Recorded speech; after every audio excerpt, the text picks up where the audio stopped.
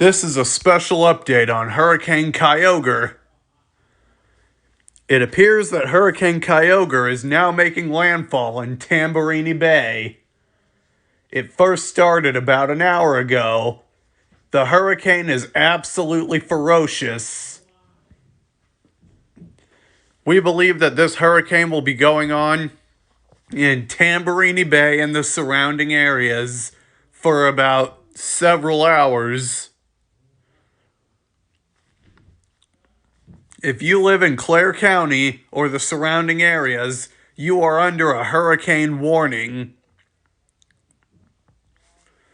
So please take cover.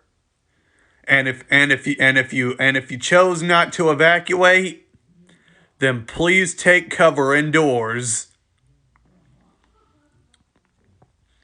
The Clare County Sheriff's Department has issued a curfew for 6 o'clock tonight.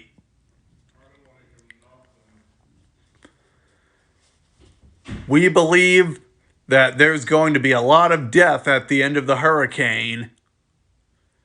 There will be a follow-up update after this hurricane, so please stay tuned.